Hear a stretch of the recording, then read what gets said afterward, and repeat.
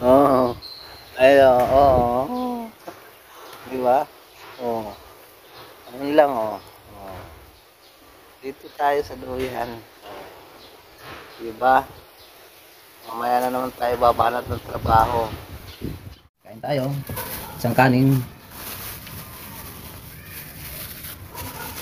Sa isang gulay lang. Ayan, sitaw. Gulay-gulay, sitaw. Ayan, sitaw. Ayan, sitaw. Kain tayo mga kabayan. Gulay na sitaw.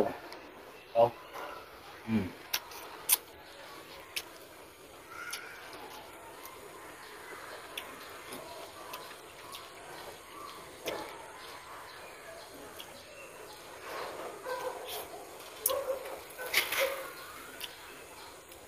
Gulay na naman tayo. Mm.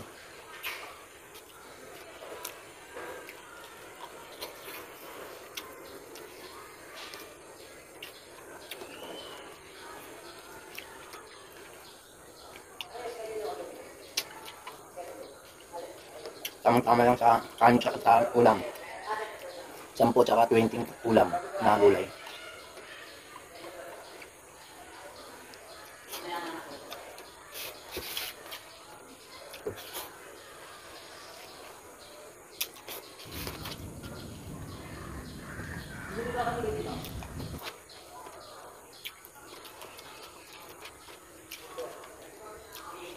Mm.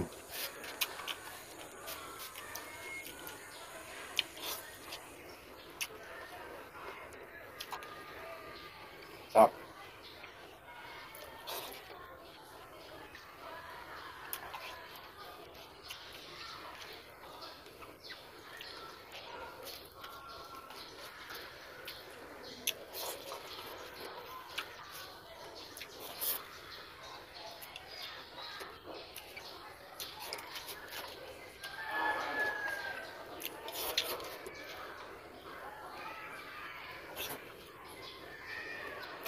Mm. Mm.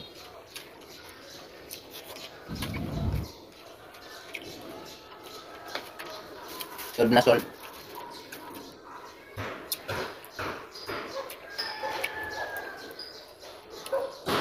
Bye. Magandang tanghali mga kabayan. Tambay muna tayo dito sa ilalim ng puno. Ayan, oh. Dito muna tayo sa ilalim ng puno. Pahinga muna tayo kasi kakakain lang natin. Oh, mabuti pa dito mahangin. Doon kasi sa ano sa clubhouse mababa yung kisame, ang init. Tapos yung electric fan pa inaano yung init.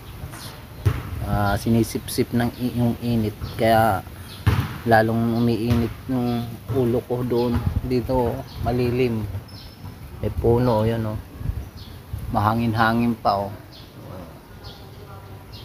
diba? Kakatapos lang natin kumain eh, kaya pahinga muna tayo. Mamaya na naman tayong alauna magtatrabaho.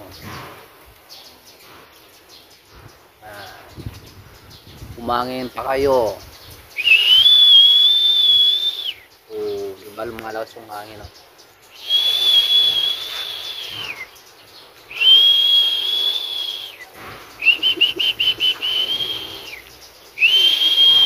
Lumalakas yung hangin no. Yan ang pantawag sa hangin. Siyempre hindi mawala yung tubig natin no. Kailangan may tubig tayo para hindi mag-dry yung mga balat natin. Tsaka iwas stroke pag may tubig. Kaya lagi tayong iinom ng tubig sa panahon ngayon. Grabe yung init.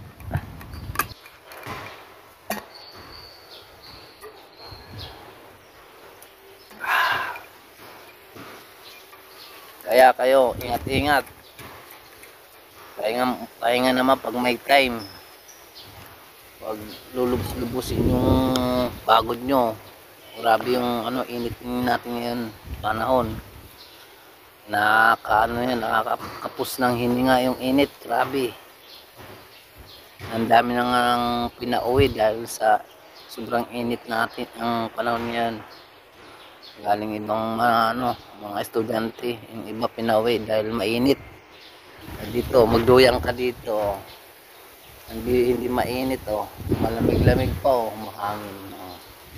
Oh. Oh. Ay, oh. Di ba? Oh. Ano lang oh. Oh. Dito tayo sa duyan. Oh. Di ba? Mamaya na naman tayo babanat ng trabaho. Alas 12 pasado pa lang eh. Kakakain ko lang eh.